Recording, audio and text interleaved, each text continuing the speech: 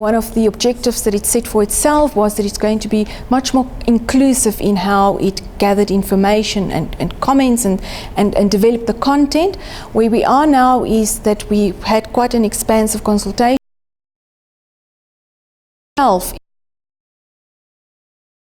deciding on how it's going to be presented, and we're hoping to, by the end of the year, issue the first draft of King 4 for public comment.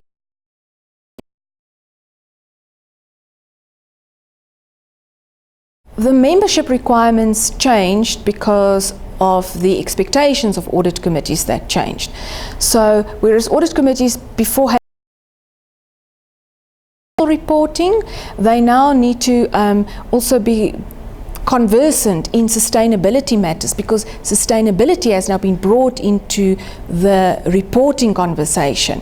So integrated reporting, I think, is what the huge differentiator is between the situation that we had to deal with when King 2 was drafted as opposed to the situation in King 3. And because that understanding of integrated reporting has now developed since King 3, it has repercussions for how we deal with it in King 4.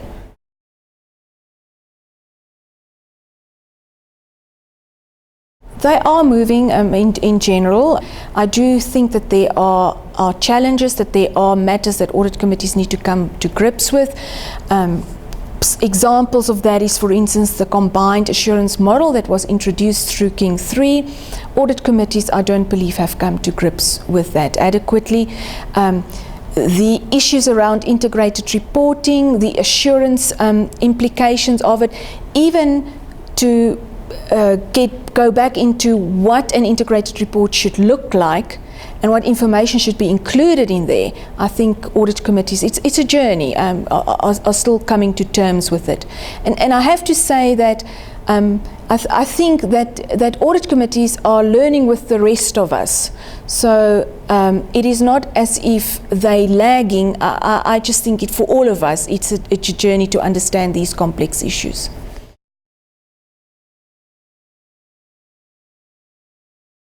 Well, those would be the changes in the fact that sustainability reporting has now been added to financial reporting. So there needs to be an understanding of sustainability issues. The risk landscape has changed. So it's not as if risk duties were added, but just dealing with that duty has become more onerous. If we look at technology as an example, technology has moved from being an enabler to becoming pervasive and an integral part of strategy and the business. And now technology has become a disruptor of long-standing business models. And the speed with which this disruption happens poses great challenges for audit committees. If we look at emerging risks like cybersecurity, very difficult area for audit committees to get their heads around.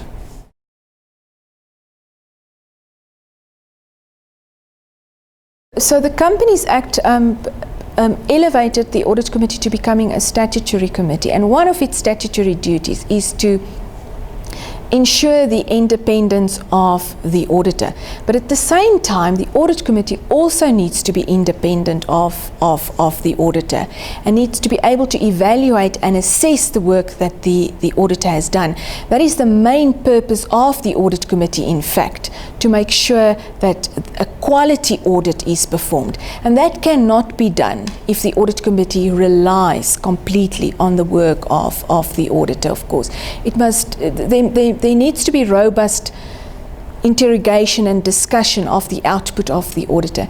And I think it's because the users of the report, the investors and other stakeholders want to have comfort around the fact that the audit committees are performing this duty, that there's now calls for the audit committee report to deal with significant audit matters that came up during the audit process, and then how the audit committee addressed it. It's just to give the user of the report some sense of how the audit committee performed its duties.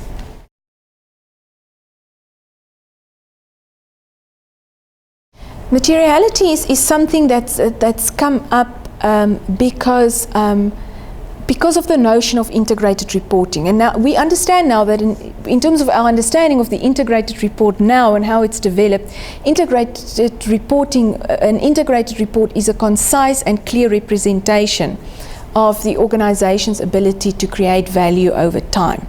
Now, conciseness is one of the overriding principles of an integrated report. Now, I think is it Churchill who said that I wrote you a long letter because I didn't have time to write you a short letter.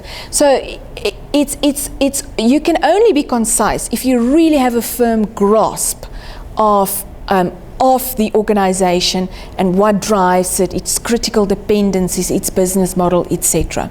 Now, you can't report all issues in the integrated report, because the integrated report needs to be concise. So, what is the filter that you apply to determine what gets included in the integrated report? And that filter should be materiality. Now, materiality is defined in the International Integrated Reporting Council's framework as significant matters that could affect the ability of the organization to create value. But that still is an abstract concept. So, in the end, it is something that is dependent on the judgment of the board and the audit committee. And it's really incumbent on the board and the audit committee to show that they are able to exercise this judgment. I think this is the litmus test for whether boards and audit committees are able to govern.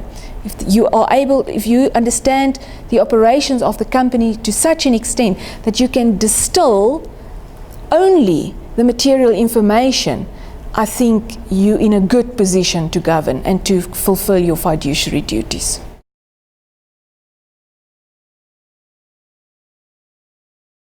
It used to be that companies were free to implement as aggressive a tax strategy as they wanted, as long as they stayed on the legal side of things. The issue with tax is that the line between what is legal and what is not always so evident. So in the example of Starbucks, what they did is, I think it was in the 2012 financial year, they earned £400 million through their UK operations. They didn't pay a cent of tax on any of that money because they shifted the profit to other lower paying jurisdictions through aggressive tax planning. Now, payment of taxes is actually part of a social contract between a government and its citizens. So if those citizens are contributing to the success of a company and yet they're not getting the benefit of the tax that is paid on that revenue, it is going to cause unhappiness, which it did in the UK, to the extent that Starbucks eventually had to change its tax strategy so it paid some tax in the UK. Now, what I'm saying with all of this is that tax has become a strategic issue. Tax is now linked to responsible corporate citizenship, and tax is a reputational risk, or non-payment of tax is a reputational risk. So for this reason, boards and audit committees need to get involved in the tax strategy that is deployed. It can't just be left to management to just pay as little tax as possible.